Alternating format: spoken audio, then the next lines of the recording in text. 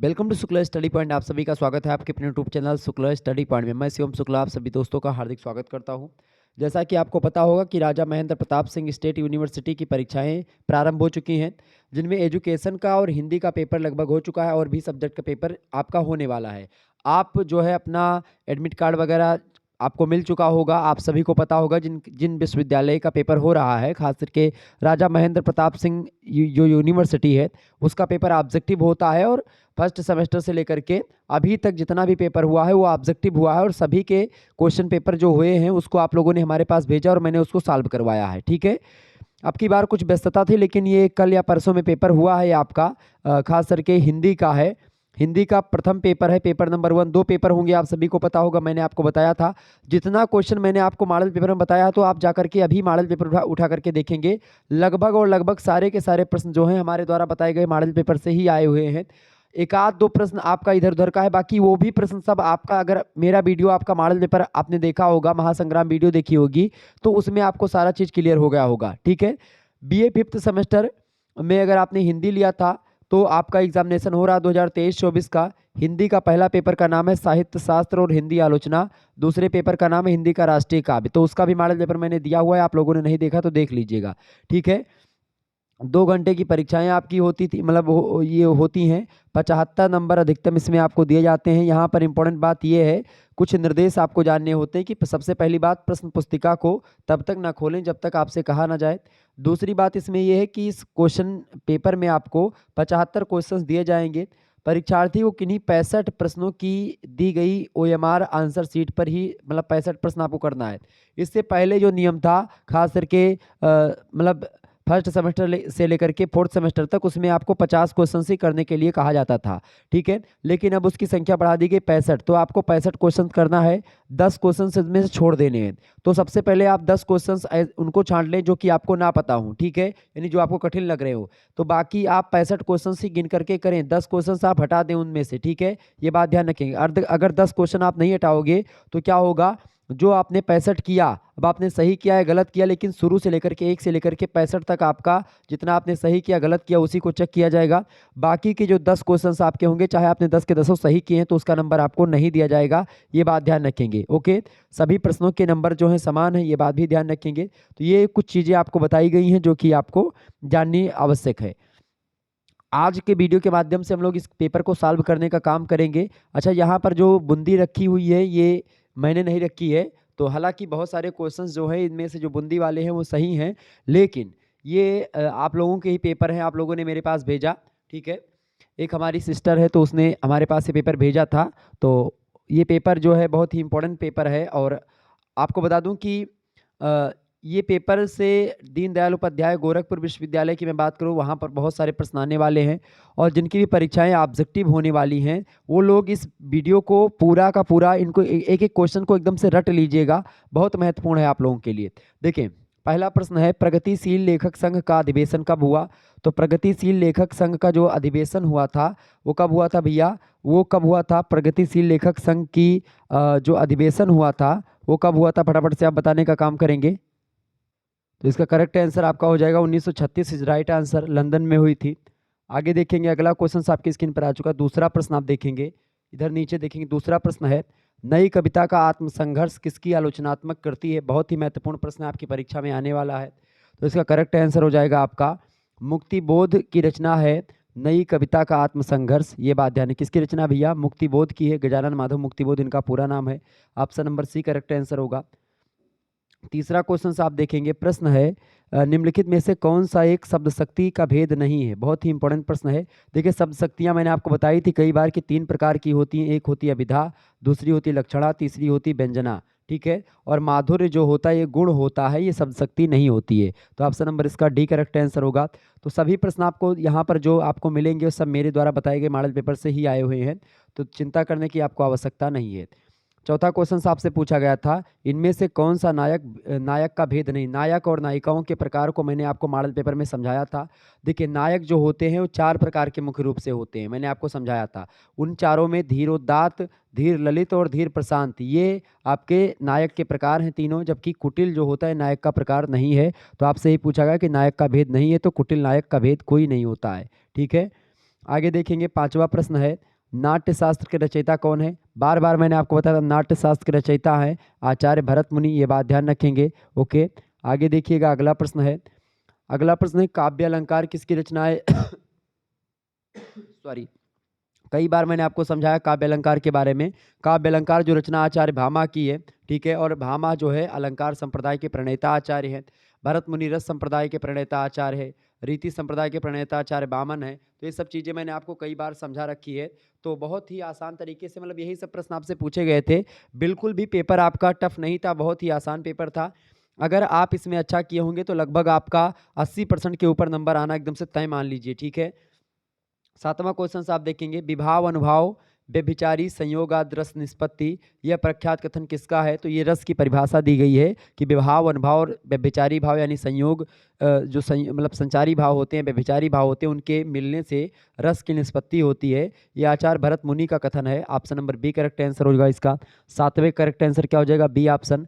आगे देखेंगे, अगला क्वेश्चन से 8वां नंबर प्रश्न है, धर्म अर्थ काम मोक्षेषु वैचछन्यम कलासुचा, ये किसकी पंक्तियां हैं? मैंने आपको बताई थी जब मैं काव्य मतलब काव्य हेतु काव्य प्रतिभा इस समय पढ़ा रहा था, चैप्टर 1 चैप्टर 2 और मॉडल पेपर में भी मैंने आपको बताया है।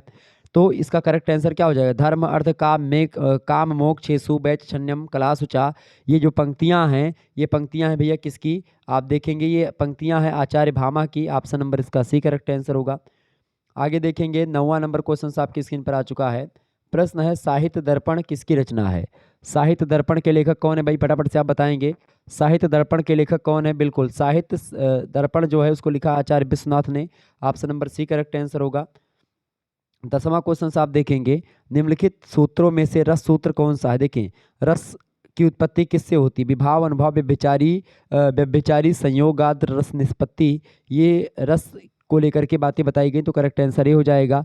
रीति आत्मा काव्यस्थ, मतलब की रीति काव्य की आत्मा है, ठीक है। ये काव्य की आत्मा को आचार्य जो वामन थे उन्होंने बताया था। शब्दार्थों सहितो काव्यम, ये काव्य के बारे में बताया गया है। काव्य शोभाकरान धर्मान अलंकार प्रचक्षते, ये एक अलंकार की परिभाषा दी गई है, ठीक है। तो इसका करेक्ट आंसर क्या हो जाएगा? रस की परिभाषा विभाव अनुभव व्यभिचारी संयोगाद रस निष्पत्ति, आचार्य भरत मुनि का कथन है। आगे देखें, 11वां क्वेश्चन आपकी स्क्रीन पर आ चुका है। रूपक के कुल कितने भेद हैं? मतलब बताएं। रूपक के कुल मिलाकर के भैया जो भेद होते हैं वो 10 भेद होते हैं। कितने भेद होते हैं? 10 भेद होते हैं रूपक के। मैंने आपको बताया था कौन कौन से। पहला होता है नाटक, दूसरा होता है प्रकरण, तीसरा होता है भाण, ठीक है, और आपका चौथा होता है व्यायोग, पांचवा होता है समौकार, छठवां होता है आपका डिम, और इसके अलावा आपका अगला है 7वां है ईडा मृग ईहा मृग, और आपका अगला है आपका अणक, और फिर उसके बाद में है बीथी 9वां, और 10वां है प्रहसन। तो प्रहसन रूपक का ही भेद होता है। आपसे और भी प्रश्न पूछा जाता है कभी कभी कि प्रहसन किसका भेद है, तो आप बताएंगे रूपक का।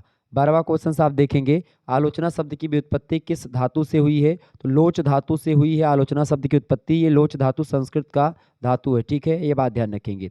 तो ये सब प्रश्न बहुत महत्वपूर्ण है, आपकी परीक्षा में आने वाले, इनको रट लीजिएगा। ये राजा महेंद्र प्रताप सिंह स्टेट यूनिवर्सिटी का क्वेश्चन पेपर है जो मैं सॉल्व करवा रहा हूँ। आगे देखिए, 2024 की परीक्षा है ये। अगला प्रश्न है, निम्नलिखित विद्वानों में से सौष्ठववादी आलोचक कौन है? सौष्ठववादी आलोचक की अगर बात करते हैं तो उनमें सबसे पहले नाम आता है आचार्य नंद दुलारे वाजपेयी जी का, ठीक है। किसका नाम आता है? नंद दुलारे वाजपेयी जी का। तो 13वें करेक्ट आंसर क्या हो जाएगा? Option number D is right answer, Nand Dulare Vajpayee. Next question आप देखेंगे, 14 नंबर क्वेश्चन है, अंग्रेजी के इमेज शब्द का हिंदी रूपांतर है। इमेज का मतलब होता है बिंब या छवि या चित्र। तो ऑप्शन नंबर इसका ये करेक्ट आंसर हो जाएगा, बिंब।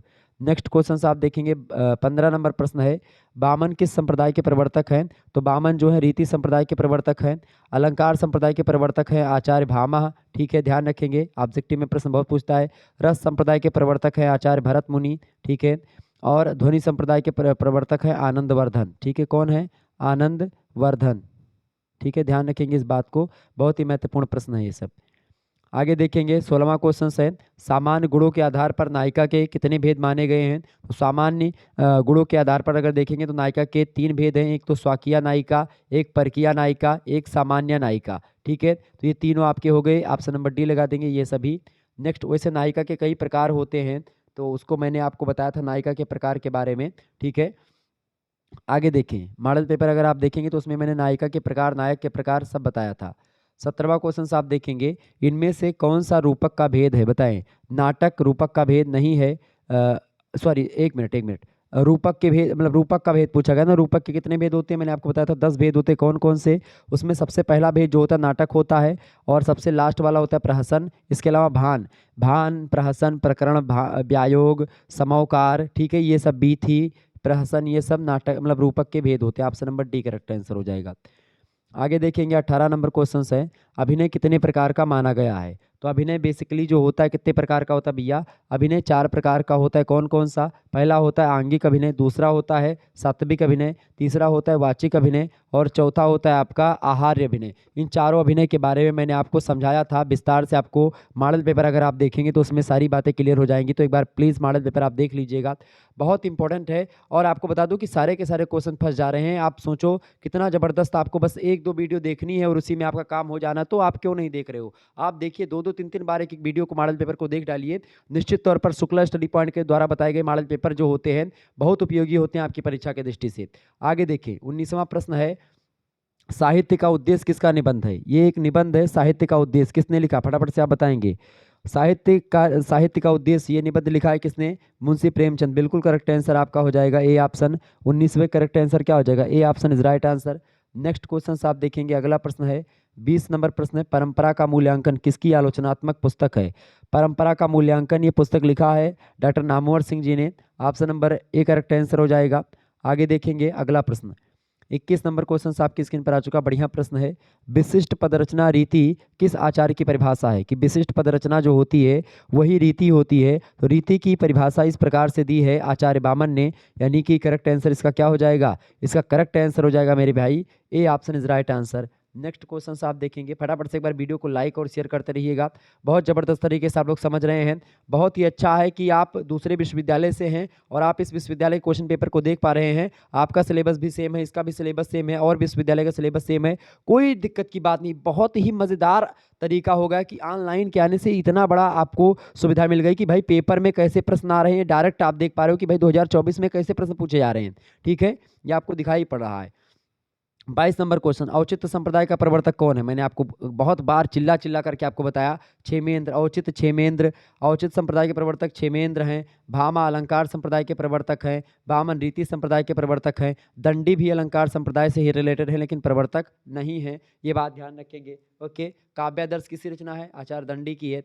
आगे देखेंगे अगला क्वेश्चन आपकी स्क्रीन पर आ चुका है, फटाफट से आप देखेंगे। 23 नंबर प्रश्न है, निम्नलिखित में से किस आचार्य ने आचार्य भरत मुनि के द्वारा प्रतिपादित 9 रसों में से 9 रसों में 10वां रस वात्सल्य रस कौन जोड़ा? देखिए 10वां रस की अगर बात की है, वात्सल्य रस जो जोड़ते हैं वो कौन जोड़ते हैं भैया? तो कौन जोड़ते हैं, फटाफट से आप बताएंगे। बिल्कुल आचार्य विश्वनाथ जो हैं वो 10वां रस वात्सल्य रस जोड़ते हैं। और वात्सल का सम्राट किसको मानते हैं? सूरदास को माना जाता है वात्सल सम्राट। ठीक है, हिंदी के सूरदास जी जो हैं वो वात्सल रस के सम्राट कहे जाते हैं। जो बच्चों का प्रेम होता है माता के प्रति, उसी को वात्सल्य कहा जाता है। आगे देखें अगला प्रश्न है 24 नंबर क्वेश्चन आप देखेंगे, वैदर्भी, पांचाली, गौड़ीय, लाटी, ये सब रीति के भेद होते हैं। मैंने आपको रीति के प्रकार जब आपको समझाया था तो उसमें मैंने आपको वैदर्भी, पांचाली, गौड़ीय, लाटी ये सब बताया था आपको। तो ये सब रीति संप्रदाय के क्या हैं? रीति संप्रदाय के भेद हैं। Option number B correct answer हो जाएगा। तो ये सब प्रश्न आपसे मॉडल पेपर में आपने परिचय इन सभी प्रश्नों से हुआ होगा, आपने देखा होगा।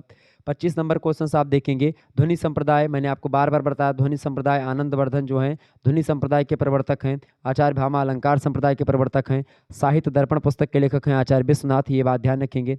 आगे देखिए 26 नंबर क्वेश्चन आपकी स्क्रीन पर आ चुका है, ध्वनि सिद्धांत का प्रादुर्भाव डैश के स्फोट सिद्धांत से हुआ है। तो ध्वनि सिद्धांत का जो प्रादुर्भाव हुआ है अगर बात करें तो वो हुआ है भैया रस के स्फोट से। ऑप्शन नंबर इसका ए करेक्ट आंसर होगा।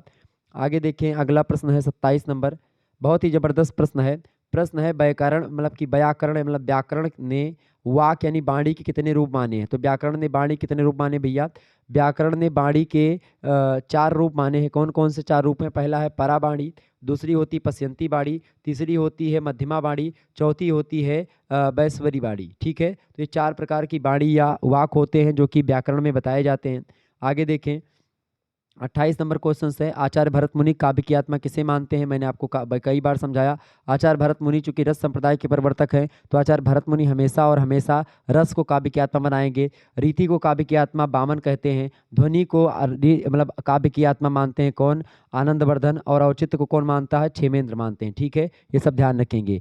तो ये सब प्रश्न कई बार आपसे परीक्षा में पूछे जा सकते हैं और आप आसानी से कर पाएंगे अगर आप हमारे मॉडल पेपर को और या इस वीडियो को देखेंगे तो। ठीक है, इसको तो आप 2 से 3 बार देख लेंगे। इसमें जितने प्रश्न मैं आपको बताऊं इन सभी प्रश्नों को आप याद कर लीजिएगा, आपकी परीक्षा की दृष्टि से बहुत महत्वपूर्ण है।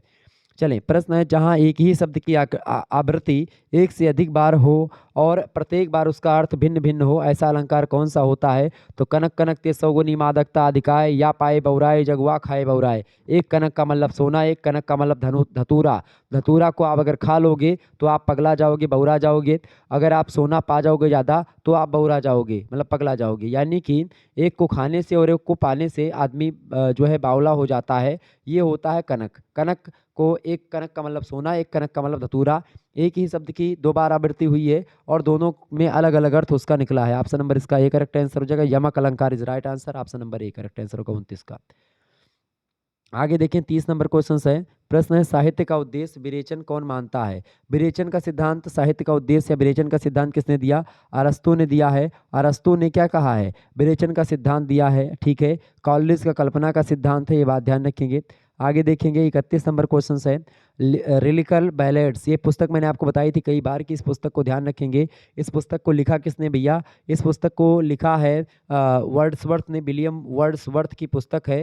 1798 में प्रकाशित होती, बड़ी जबरदस्त पुस्तक है। ठीक है, वर्ड्सवर्थ बड़े अच्छे काव्यशास्त्री हैं, पाश्चात्य विचारक हैं, ध्यान रखेंगे। Option number B correct answer होगा।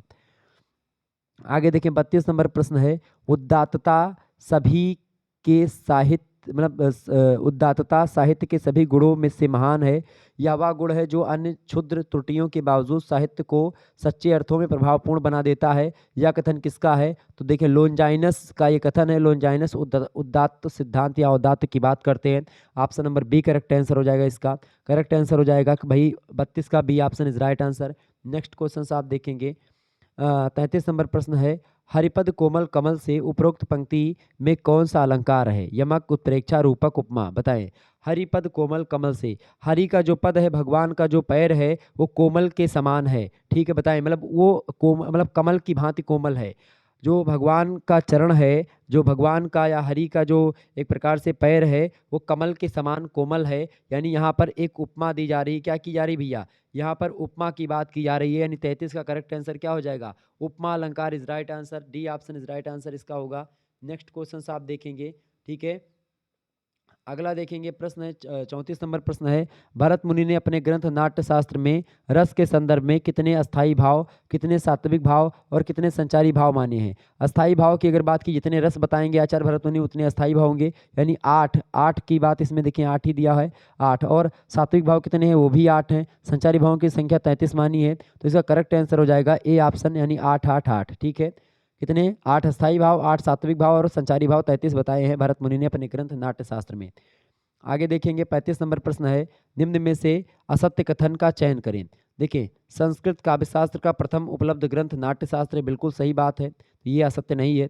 ध्वन्यालोक जो है ये ध्वनि संप्रदाय के प्रवर्तक आचार्य हैं आनंदवर्धन, और आनंदवर्धन की रचना है ध्वन्यालोक। ठीक है, तो ये भी बिल्कुल ठीक बात है। रस गंगाधर के प्रणेता आचार्य विश्वनाथ हैं, गलत होगा यही वाला। काव्य प्रकाश जो है ये पुस्तक है एक, उसके रचनाकार हैं आचार्य मोहम्मद, बिल्कुल ठीक है। तो आपका डी सी मतलब डी बी और ए बिल्कुल करेक्ट आंसर है। यानी ए और ए ये सही है, लेकिन ये आपका गलत है। यानी रस गंगाधर के प्रणेताचार्य कौन है? अब प्रश्न ये उठता है भैया कि रस गंगाधर को लिखा किसने है? तो रस गंगाधर को लिखा है भैया आचार्य जगन्नाथ, पंडित राज जगन्नाथ ने लिखा है रस गंगाधर रचना को। आचार्य विश्वनाथ की रचना है साहित्य दर्पण। तो ये गलत हो गया आपका। ठीक है, यानी इस क्वेश्चन के हिसाब से देखें तो ऑप्शन नंबर सी जो है यही कथन असत्य है। ठीक है, वही करेक्ट आंसर हो जाएगा। आगे देखेंगे, 36 नंबर प्रश्न है, आचार्य रामचंद्र शुक्ल को किस भाव का आलोचक माना जाता है? तो आचार्य जो रामचंद्र शुक्ल हैं ये रसवादी आलोचक हैं। Option number B correct answer हो जाएगा। आगे देखेंगे, 37 नंबर प्रश्न है, भारतीय काव्यशास्त्र में भावक से क्या अभिप्राय होता है? भावक का मतलब होता है भाव को उत्पन्न करने वाला। तो श्रोता भाव को ग्रहण करता है, ये भी गलत हो जाएगा। दर्शक भी भाव को ग्रहण करता है। सहृदय जो होता है उसका भी भाव, मतलब वो भी भाव को ग्रहण करता है। यानी कर्ता जो होता है, इसका करेक्ट आंसर हो जाएगा वही भाव उत्पन्न करने वाला होता है, जो वहाँ पर नायक होता है, जो कर्ता होता है, जो चीज़ों को कर रहा होता है। Option number D correct answer होगा। 38 नंबर क्वेश्चन आप देखेंगे, बड़ा महत्वपूर्ण प्रश्न है, आचार्य बामन के अनुसार गुण और रीति का संबंध कैसा है? तो गुण और रीति का संबंध अभेद है, ये बात किसने कही थी? आचार्य बामन ने कही थी। ऑप्शन नंबर इसका ए करेक्ट आंसर हो जाएगा। नेक्स्ट क्वेश्चन आप देखेंगे, प्रश्न है 39 नंबर, काव्य के पठन के द्वारा पाठक या श्रोता के भाव का सामान्य भूमि पर पहुंच जाना ही साधारणीकरण होता है, यह किस आलोचक का वक्तव्य है? आचार्य रामचंद्र शुक्ल का है। Option number A correct answer होगा। 40 नंबर क्वेश्चन आप देखेंगे, उभया अलंकार के बारे में कौन सा कथन सत्य है? अर्थालंकार और शब्दालंकार का योग होता है, बिल्कुल ठीक बात है। सिर्फ शब्दालंकार या सिर्फ अर्थालंकार नहीं होता, ना इनमें से कोई नहीं। ये तीनों गलत हैं आपके, बी सी डी। बाकी करेक्ट आंसर आपका क्या होगा? A option is right answer, ठीक है, तो ए करेक्ट आंसर होगा। आगे देखेंगे 41 नंबर प्रश्न है, जिस प्रकार आत्मा की मुक्तावस्था ज्ञान दशा कहलाती है, उसी प्रकार हृदय की मुक्तावस्था रस दशा कहलाती है, यह किस आलोचक का कथन है? मैंने कई बार इसको बताया है, आचार्य रामचंद्र शुक्ल का ये कथन है। Option number B correct answer होगा। आगे देखिएगा, अगला प्रश्न आपकी स्क्रीन पर आ चुका है। 42 नंबर प्रश्न है, भरत मुनि ने अपने नाट्यशास्त्र में कुल कितने अलंकार माने हैं? बताएं फटाफट से। तो भरत मुनि ने अलंकार की बात करें तो नाट्यशास्त्र में कुल मिलाकर के 4 अलंकारों के बारे में बताया है। पहला अलंकार बताया उपमा, दूसरा बताया रूपक, तीसरा बताया दीपक और चौथा बताया यमक। ये 4 प्रकार के अलंकारों की बात करते हैं आचार्य भरत मुनि अपने नाट्य काव्य शास्त्र, मतलब अपने ग्रंथ नाट्यशास्त्र में। तो इसका करेक्ट आंसर हो जाएगा ए ऑप्शन। नेक्स्ट क्वेश्चन आप देखेंगे, 43 नंबर प्रश्न है, साहित्य के संबंध में प्लेटो के विचार निम्नलिखित में से क्या नहीं है? बताएं क्या नहीं है। बहुत सारे बच्चों ने गलत कर दिया होगा, यहीं पर क्या नहीं है प्रश्न पूछा गया है, और ऐसे प्रश्नों को आप बहुत बार गलत करते हो। तो साहित्य के संबंध में प्लेटो का जो विचार है वो क्या नहीं? सबसे पहले देखिए, कवि की कविता अज्ञानता जन्य होती, बिल्कुल ठीक बात बताई है, तो ये सही है। साहित्य सत्य से दूर होता है, ये बात बिल्कुल प्लेटो ने कही है। साहित्य हानिकारक होता है, ये बात नहीं कही है, तो ये आपका गलत हो गया। यानी आपसे पूछा गया है कि साहित्य के संबंध में प्लेटो के विचार निम्नलिखित में से क्या नहीं है, तो ये नहीं है, बाकी ये दोनों हैं, ठीक है। अब उपयुक्त तो सभी अगर लगा देंगे तो ये चूंकि 2 कथन आपके प्लेटो के द्वारा कहे गए हैं, तो आपका करेक्ट आंसर क्या होगा? सी ऑप्शन होगा। लगभग अधिकतर बच्चों ने डी लगा दिया होगा, क्योंकि उन्होंने नहीं देखा, ठीक है, ये बात ध्यान रखेंगे। क्योंकि आप जब एग्जाम में जाते हैं तो बहुत ज़्यादा कभी कभी एक्साइटमेंट होता है, तो ऐसे में आप गलत कर देते हैं। आगे देखेंगे, 44 नंबर प्रश्न है, मिमेमिस शब्द के लिए हिंदी में अनुकरण शब्द प्रयोग में आता है, और अंग्रेजी में मिमेमिस के लिए या अनुकरण के लिए जो शब्द प्रयोग में आता है उसको क्या बोलते हैं? तो अनुकरण को अंग्रेजी में बोलते हैं imitation. Option number C correct answer होगा, बिल्कुल ठीक कर आंसर आपका है। अगला प्रश्न आप देखेंगे, 45 नंबर प्रश्न है, भाषा विचार कल्पना और शैली को किसका तत्व माना जाता है? बताएं, काव्य का, कथा का, निबंध का या आलोचना का? तो भाषा विचार कल्पना और शैली ये सब काव्य के तत्व होते हैं, ठीक है। यानी एक भाषा होनी चाहिए काव्य को लिखने के लिए, भाषा में कुछ विचार होने चाहिए, कल्पना का प्रयोग करना चाहिए, और शैली, एक शैली, बिना चूंकि बिना शैली के काव्य लेखन नहीं किया जा सकता, तो option number A correct answer हो जाएगा। काव्य लक्षण में सारी चीज़ें आपको मिलेंगी। आगे देखेंगे, अगला प्रश्न है 46 नंबर, जहाँ मुख्य अर्थ की बाधा होने पर रूढ़ि अथवा प्रयोजन के कारण मुख्य अर्थ से संबंध अन्य अर्थ लक्षित हो जाता है, वहाँ पर कौन सी शब्द शक्ति होती है? तो वहाँ पर होती भैया कौन सी शब्द शक्ति? वहाँ पर होती है आपकी लक्षणा शब्द शक्ति। Option number A correct answer हो जाएगा। शब्द शक्ति 3 होती है, अभिधा, लक्षणा और व्यंजना।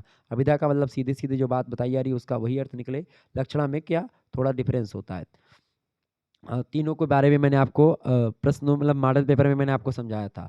47 नंबर प्रश्न है, निम्नलिखित आलोचकों में से कौन मार्क्सवादी आलोचक हैं? देखिए, मार्क्सवादी आलोचक डॉक्टर रामविलास शर्मा जी भी हैं, उदार मार्क्सवाद के प्रणेता हैं। डॉक्टर नामवर सिंह भी मार्क्सवादी आलोचक हैं, और शिवदान सिंह चौहान भी हैं। ऑप्शन नंबर डी लगा देंगे, उपरोक्त सभी लोग ये सब मार्क्सवादी आलोचक हैं। Option number D correct answer हो जाएगा इसका। 47 का D option is right answer. Next question आप देखेंगे 48 नंबर, बहुत ही जबरदस्त प्रश्न है, और परीक्षा की दृष्टि से तो आपके बहुत ही महत्वपूर्ण है। देखिए, 48 नंबर प्रश्न है, किस आलोचक के काव्य विलोचन सिद्धांत अंग्रेजी रोमांटिसिज्म या स्वच्छंदतावाद को घोषणा पत्र माने जाते हैं? तो किस काव्य विलोचन सिद्धांत जो है, मतलब किसका काव्य का सिद्धांत जो है वो अंग्रेजी साहित्य में रोमांटिसिज्म या स्वच्छंदतावाद की घोषणा पत्र के रूप में जाना जाता है? तो इसका करेक्ट आंसर हो जाएगा 48 का ए ऑप्शन। कॉलरिज का जो सिद्धांत है वो माना जाता है। Option number A correct answer होगा। आगे देखेंगे, 49 नंबर प्रश्न है, आचार्य रामचंद्र शुक्ल की आलोचना संबंधी मान्यताओं को सैद्धांतिक स्तर पर चुनौती देने वाले विद्वान कौन हैं? तो आचार्य हजारी प्रसाद द्विवेदी जी हैं। Option number C correct answer होगा। 50 नंबर क्वेश्चन आप देखेंगे, आश्रम के हृदय में आश्रय, आश्रम यहाँ पर गलत लिखा है, आश्रय, आश्रय के हृदय में अस्थाई भाव उत्पन्न होने के बाद जो भाव उत्पन्न होते हैं उन भावों को हम लोग क्या बोलते हैं? उन भावों को बोलते हैं भैया विभाव, ठीक है। तो भावों के बाद में जो उत्पन्न होते हैं उनको बोलते हैं विभाव, और विभाव के बाद में विभाव से प्रेरित होकर के आप जो कर्म करते हैं वो होते हैं संचारी भाव। तो 50वें का करेक्ट आंसर आपका क्या हो जाएगा? 50वें करेक्ट आंसर होगा सी ऑप्शन, ठीक है। नेक्स्ट क्वेश्चन आप देखेंगे, अगला प्रश्न है 51 नंबर प्रश्न है, वर्ग संघर्ष के सिद्धांत से संबंधित आलोचना कौन सी है? फटाफट से आप बताएंगे। इंपॉर्टेंट प्रश्न 51 नंबर, वर्ग संघर्ष के सिद्धांत से संबंधित आलोचना कौन सी है? देखिए मार्क्सवादी आलोचना जो है उसमें वर्ग संघर्ष की बात होती है, तो option number B correct answer हो जाएगा। आगे देखिएगा 52 नंबर प्रश्न है, बहुत ही जबरदस्त प्रश्न है और सभी प्रश्नों का उत्तर ऑलरेडी मैं बता चुका हूँ मॉडल पेपर में। प्रश्न है, रमणीयार्थ प्रतिपादकः काव्य शब्दः काव्यम किस आचार्य का कथन है? बताएं। तो इसका ये कथन किसका है भाई? फटाफट से बताएंगे। रमणीय अर्थ प्रतिपादकः शब्दः काव्यम, ये जो है ये कहा था पंडित राज जगन्नाथ ने। Option number B correct answer हो जाएगा इसका। नेक्स्ट क्वेश्चन है 53 नंबर प्रश्न है, काव्यम यश से अर्थ करते व्यवहार विदे शिवेतर छतये सद्यः पर निवृत्तये कांता सम्मित उपदेशे युजे काव्य प्रयोजन संबंधित या कथन किसका? कांता सम्मति मतलब होता है कि स्त्री के जैसे मन भावना, ठीक है। मैंने आपको इसको समझाया था जब मैंने आपको बताया था काव्य प्रयोजन वाला चैप्टर मैंने पढ़ाया हुआ है, प्लेलिस्ट में आपको सारी वीडियो मिल जाएगी तो उसमें आप देखेंगे। तो काव्य प्रयोजन वाला चैप्टर पढ़ाया तो उसमें हमने इसको इस संस्कृत के श्लोक की पूरी व्याख्या आपको समझाई, उसमें मैंने आपको बताया था। ये व्याख्या बताई थी किसने? ये व्याख्या मतलब ये जो श्लोक दिया है वो दिया है किसने भैया? आचार्य मम्मट ने। Option number C correct answer हो जाएगा। आगे देखेंगे, अगला प्रश्न आपकी स्क्रीन पर आ चुका है, कार्यत्री और भावयत्री, कार्यत्री और भावयत्री प्रतिभा के दो भेद होते हैं, ये बात किसने बताई थी? बहुत ही जबरदस्त प्रश्न है। तो 54 नंबर का करेक्ट आंसर बिल्कुल आचार्य राजशेखर ने बताई थी कि कार्यत्री और भावयत्री ये प्रतिभा के दो भेद होते हैं, दो प्रकार होते हैं। आगे देखें 55 नंबर प्रश्न है आपकी स्क्रीन पर आ चुका है, शब्दार्थों सहितो काव्यम उपयुक्त काव्य लक्षण किस आचार्य का है? बहुत महत्वपूर्ण है, हमेशा प्रश्न आता है। आचार्य कुंतक बाद में कहते हैं लेकिन उससे पहले ये बोलते हैं आचार्य भामा। आचार्य भामा ये कहते हैं शब्दार्थों सहितो काव्यम, ठीक है। ये आचार्य भामा का कथन है पहले, लेकिन बाद में आकर के इसी बात को आगे बढ़ाते हैं आचार्य कुंतक, ये बात भी ध्यान रखेंगे। तो अगर भामा ऑप्शन में ना मिले तो कुंतक अगर ऑप्शन में मिलेगा तो वो भी करेक्ट आंसर हो जाएंगे, ठीक है। ये बात ध्यान रखेंगे, लेकिन कुंतक ऑप्शन में है नहीं, या तो भामा मिलेगा या तो कुंतक मिलेगा। क्लियर? आगे देखेंगे 56 नंबर क्वेश्चन आप देखेंगे, प्रश्न है रति हास शोक क्रोध भय ये सब भाव हैं, तो मतलब भाव किस भाव के अंतर्गत ये सब आते हैं? स्थायी भाव है, अनुभाव है, विभाव है या संचारी भाव है? तो ये सब जो है आपके कौन से भाव हैं भैया? ये सब हैं आपके अस्थाई भाव। Option number A correct answer हो जाएगा। आगे देखेंगे, अगला प्रश्न है 57 नंबर प्रश्न है, काव्य प्रकाश के रचयिता कौन है? तो काव्य प्रकाश के रचयिता है भैया कौन? आचार्य, बिल्कुल Mammat is right answer. Option number D में दिए मम्मट करेक्ट आंसर हो जाएंगे। काव्य प्रकाश जो रचना है इसको लिखा है मम्मट ने। आगे देखेंगे, अगला प्रश्न है 58 नंबर प्रश्न है, वक्रोक्ति सिद्धांत के प्रवर्तक आचार्य कौन है? तो 6 सिद्धांत होते हैं, 6 संप्रदाय हैं हिंदी मतलब काव्य शास्त्र में या संस्कृत काव्य शास्त्र में 6 सिद्धांत बेसिकली शुरुआत में होते हैं। 6 सिद्धांत जो हैं वो कौन कौन से हैं? तो उनमें से वक्रोक्ति सिद्धांत भी है, मैं आपको समझा दे रहा हूँ कि कौन कौन से हैं। वक्रोक्ति सिद्धांत के जो प्रवर्तक हैं वो हैं भैया आचार्य कुंतक, ये बात ध्यान रखेंगे। इसके अलावा वामन जो है रीति संप्रदाय के प्रवर्तक, सबसे पहली बात जाने। देखिए पहला सिद्धांत है आपका भरत मुनि का, यानी कि जो वो क्या बोलते हैं भरत मुनि का सिद्धांत कौन सा? रस सिद्धांत पहला है भैया। देखिए एक मिनट में लिख करके समझा दूँ। पहला है आपका रस सिद्धांत, ठीक है, रस सिद्धांत भरत मुनि, ठीक है। कौन से मुनि? भरत मुनि। दूसरा सिद्धांत आपका है अलंकार वाला, तो अलंकार से रिलेटेड है कौन? भामा जी, ठीक है, अलंकार भामा, ठीक है। तीसरे हैं आपके कौन भैया? रीति संप्रदाय के प्रवर्तक आचार्य हैं बामन, ठीक है। कौन है? बामन। चौथा है आपका ध्वनि वाला, तो ध्वनि संप्रदाय के आचार्य हैं कौन? आनंदवर्धन, ठीक है। क्या नाम है? आनंदवर्धन, ध्वन्यालोक इनकी रचना है, आनंदवर्धन। इसके अलावा पांचवें जो विद्वान है, पांचवी जो रचना है वो होती है आपकी औचित्य, ठीक है। औचित्य के प्रणेता आचार्य हैं क्षेमेंद्र, ठीक है, ये बात ध्यान रखेंगे। और जो ये वाली है छठी है वक्रोक्ति, वक्रोक्ति जो है वो आचार्य कुंतक की एक प्रकार से प्रवर्तन किया आचार्य कुंतक ने। तो ये 6 संप्रदाय हैं पूरे के पूरे काव्य शास्त्र में, ठीक है। इन्हीं संप्रदायों में से अलग अलग जो विद्वान हैं जैसे मम्मट, कल्हड़, ये सब जो है एक एक संप्रदाय से रिलेशन रखते हैं। आगे देखेंगे 59 नंबर क्वेश्चन है, इनमें से कौन सा तत्व काव्य हेतु नहीं है? देखिए प्रतिभा अभ्यास और व्युत्पत्ति, ये 3 काव्य हेतु होते हैं। सभी विद्वानों ने इन्हीं तीनों को माना है, जबकि अलंकार जो है ये काव्य का हेतु नहीं होता है। तो ऑप्शन नंबर इसका करेक्ट आंसर क्या हो जाएगा, काव्य हेतु कौन सा नहीं, तो अलंकार काव्य हेतु नहीं है। आप सभी के बहुत अच्छे तरीके से पेपर हुए होंगे, बहुत ही ज़बरदस्त पेपर था, सरल पेपर था और इम्पोर्टेंट पेपर था ये। मतलब ये ऐसे क्वेश्चन इसमें पूछे गए हैं कि जो कि अन्य विश्वविद्यालय में लगभग और लगभग यही क्वेश्चन आने वाले हैं, तो इनको एकदम से रट लीजिएगा। अगला प्रश्न है, महाकाव्य के नायक का प्रमुख गुण क्या होता है। महाकाव्य का जो नायक होता है वो धीरोदात्त नायक होता है। Option number C correct answer हो जाएगा। धीरोदात्त नायक में जैसे कि युधिष्ठिर जो महाभारत के हैं वो धीरोदात्त नायक हैं। भगवान श्री राम जी जो हैं वो ऐसे नायक हैं, ठीक है, ये बात धीरोदात्त नायक हैं। 61 नंबर प्रश्न है, सर्गबद्ध रचना क्या कहलाती है। तो सर्गबद्ध या जो एक प्रकार से एक सर्गों में बटी हुई होती है और एक सीरियल से होती है, उसको बोलते हैं महाकाव्य। Option number A correct answer हो जाएगा, ठीक है। आगे देखिए, चंपू काव्य जो होता है ये गद्य और पद्य का मिला जुला रूप होता है। चंपू काव्य लंबी कविता जैसे कि सरोज स्मृति हो गई या अंधेरे में रचना हो गई, ठीक है, ये सब होती हैं। मुक्तक काव्य जैसे कि छुटपुट रचनाएं जो लिखी जाती हैं वो सब। आगे देखेंगे, जैसे सूरदास की रचनाएं मुक्तक हैं और आपके रीतिकाल में आचार्य केशवदास, घनानंद, इन सभी की रचनाएं आपको मुक्तक मिलेंगी, ठीक है। और प्रबंधात्मक जो रचनाएं मिलेंगी वो तुलसीदास की, मलिक मोहम्मद जायसी की, ठीक है, मथी सेनगुप्त का साकेत महाकाव्य, तो ये सब हैं। आगे देखेंगे, 62 नंबर प्रश्न है, मुख्य रूप से शब्द शक्तियाँ कितने प्रकार की होती हैं। 3 प्रकार की, अभिधा, लक्षणा और व्यंजना। Option number B correct answer होगा। प्रश्न है 63 नंबर, प्रहसन किसका भेद है। तो प्रहसन रूपक का भेद है। ऑप्शन नंबर इसका आपका ए करेक्ट आंसर हो जाएगा। 64 नंबर प्रश्न, टी.एस. इलियट का संबंध किससे है। निर्वैयक्तिकता का सिद्धांत या फिर कल्पना और फैंटेसी। देखिए, कल्पना और फैंटेसी कॉलरिज का सिद्धांत है, ठीक है। निर्वैयक्तिकता का सिद्धांत जो है ये बिल्कुल टी.एस. इलियट का है। 64 नंबर करेक्ट आंसर क्या हो जाएगा, 64 नंबर का करेक्ट आंसर आपका हो जाएगा बिल्कुल B option is right answer. B option इसका करेक्ट आंसर, निर्वैयक्तिकता का सिद्धांत टी.एस. इलियट। नेक्स्ट क्वेश्चन से आपका 65 नंबर, विरेचन सिद्धांत। विरेचन और एक प्रकार से अनुकरण दोनों सिद्धांत का अरस्तु ने दिया है। ऑप्शन नंबर इसका डी करेक्ट आंसर हो जाएगा।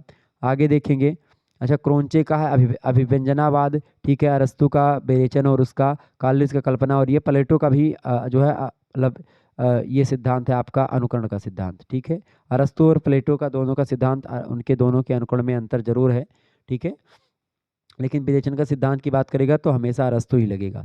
अगला प्रश्न आप देखेंगे, 66 नंबर प्रश्न है, इतिहास और आलोचना पुस्तक के लेखक कौन है। इतिहास और आलोचना पुस्तक के लेखक कौन है, बड़ा इंपॉर्टेंट पुस्तक है ये, डॉक्टर नामवर सिंह की रचना है इतिहास और आलोचना। Option number A correct answer हो जाएगा। आगे देखेंगे, अगला प्रश्न है 67 नंबर प्रश्न आपकी स्क्रीन पर आ चुका है, एडलर, युंग और सिगमंड फ्रायड किस विचारधारा के पोषक विद्वान है। फटाफट से आप बताएंगे। 67 नंबर का करेक्ट आंसर क्या हो जाएगा। 67 नंबर प्रश्न आपसे पूछा गया क्या भाई, प्रश्न है कि एडलर, युंग और एडलर एक अलग विद्वान है, युंग अलग हैं कि, और फ्रायड, सिगमंड फ्रायड। तो सिगमंड फ्रायड का आप लोगों ने नाम सुना होगा, मनोविश्लेषणवाद के प्रणेता हैं। तो option number B correct answer हो जाएगा। ये सब जो हैं, ये सिगमंड फ्रायड वगैरह ये सब मनोविश्लेषणवाद के प्रतिपादक हैं। ऑप्शन नंबर मतलब इसका उसका क्या करेक्ट आंसर हो जाएगा, ऑप्शन नंबर बी मनोविश्लेषणवाद। अगला प्रश्न क्या है, 68 नंबर प्रश्न है, रस मीमांसा पुस्तक सभी को पता होगा, आचार्य रामचंद्र शुक्ल की रचना रस मीमांसा। नेक्स्ट क्वेश्चन आप देखेंगे, 69 नंबर प्रश्न है, आलोचना का विषय कवि नहीं है, कविता है। ये कथन एक पाश्चात्य विचारक का है, और पाश्चात्य विचारक जो है जानते हैं कौन है, टी.एस. इलियट बिल्कुल करेक्ट आंसर है, T S. Eliot is right answer. आगे देखेंगे, अगला प्रश्न है 70 नंबर प्रश्न है, हिंदी के किस कवि में फैंटेसी की अधिकता मिलती है। देखें, तो मुक्तिबोध जो है, अंधेरे में कविता इनकी पढ़ेंगे तो पूरी की पूरी फैंटेसी में चलती है कविता ये, ठीक है, स्वप्न में। ऑप्शन नंबर इसका सी करेक्ट आंसर हो जाएगा। आगे देखेंगे, 71 नंबर प्रश्न है, काव्य में उद्दात तत्व को सर्वाधिक महत्व जो दिया है वो किसने दिया है, बताएं। तो काव्य में उद्दात तत्व को सबसे अधिक जो महत्व दिया है वो किसने दिया है, लोनजाइनस ने दिया है। ऑप्शन नंबर इसका डी करेक्ट आंसर हो जाएगा। मोस्ट इंपॉर्टेंट प्रश्न है। अगला प्रश्न आप देखेंगे, 72 नंबर प्रश्न आपसे पूछा गया था, निम्नलिखित में से कौन सुमेलित नहीं है। क्रोंचे अभिव्यंजनावाद बिल्कुल ठीक है, अरस्तु का विरेचन सिद्धांत बिल्कुल ठीक है, कॉलरिज का कल्पना सिद्धांत या फैंटेसी का सिद्धांत बिल्कुल ठीक है, रिचर्ड्स का निर्वैयक्तिकता का सिद्धांत नहीं है, ठीक है। रिचर्ड्स का सिद्धांत निर्वैयक्तिकता का नहीं भैया, निर्वैयक्तिकता का सिद्धांत जो है टी.एस. इलियट का है, ठीक है, किसका है, टी.एस. इलियट का है, ये बात ध्यान रखेंगे। टी.एस. इलियट का सिद्धांत है निर्वैयक्तिकता का सिद्धांत, ये बात ध्यान रखेंगे। तो आपका डी यही गलत है। आगे देखेंगे, अगला प्रश्न, ये सब आपके बहुत महत्वपूर्ण प्रश्न, चार चार क्वेश्चन एक एक प्रश्न से आपके तैयार हो रहे हैं। 73 नंबर प्रश्न देखेंगे, संप्रेषण का सिद्धांत किसका है? संप्रेषण का सिद्धांत जो है आपका वो किसका है? रिचर्ड्स का है संप्रेषण का सिद्धांत, ये बात ध्यान रखेंगे। किसका है? रिचर्ड्स का संप्रेषण का सिद्धांत है। निर्व्यक्तिकता का सिद्धांत किसका है? टी एस इलियट का है। कॉलेज और फैंटेसी का सिद्धांत मतलब सॉरी कल्पना और फैंटेसी का सिद्धांत कॉलेज का है। और विरेचन का सिद्धांत और अनुकरण का सिद्धांत अरस्तू का है। अभिव्यंजनावाद जो है क्रोंचे का है, ये बात ध्यान रखेंगे। तो ये सब बहुत इंपॉर्टेंट प्रश्न है जो कि आपकी परीक्षा की दृष्टि से बहुत महत्वपूर्ण है। संप्रेषण का सिद्धांत किसका है? रिचर्ड्स का। Option number C correct answer होगा। ठीक है। लोनजाइनस का उदात्त सिद्धांत है, क्रोचे का अभिव्यंजनावाद है, अरस्तू का विरेचन सिद्धांत या अनुकरण सिद्धांत, रिचर्ड्स का संप्रेषण सिद्धांत। आगे देखेंगे अगला प्रश्न है, तो ये सब सिद्धांत आप रट लीजिएगा एकदम से, आपसे परीक्षा में प्रश्न पूछेगा। 74 नंबर प्रश्न है, एक आलोचक में कौन सा गुण आवश्यक होता है? सहृदयता, बिल्कुल ठीक बात है। आलोचक में सहृदयता होनी चाहिए, निष्पक्षता भी होनी चाहिए और बहुज्ञता भी होनी चाहिए। Option number D correct answer हो जाएगा। करेक्ट आंसर आपका। 75 नंबर क्वेश्चन आपके स्क्रीन पर आ चुका है।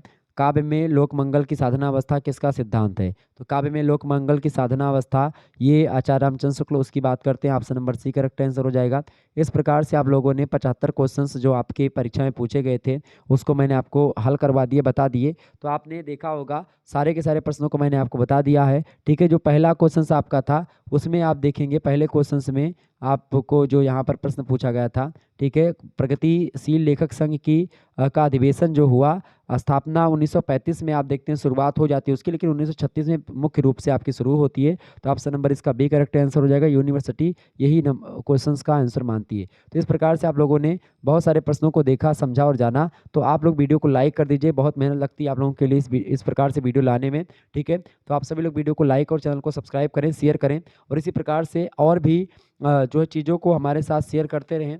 अगर आपका क्वेश्चन पेपर होता है तो आप हमारे नंबर पर 9161 93 60 62 पर आप लोग पीडीएफ बना करके बढ़िया से आप सेंड कर देंगे। सीरियल से पीडीएफ बना करके सेंड करिएगा। जैसे यहाँ पर एक पीडीएफ बनी हुई जुड़ी जुड़ी, जैसे पहला पेपर यहाँ पर मैंने जोड़ दिया है, इसको आपने जोड़वा, तो ऐसे जोड़ करके अगर आप भेज देंगे पीडीएफ बना करके तो मुझे हल करने में आसानी होगी और सहज तरीके से जल्दी हो जाएगा।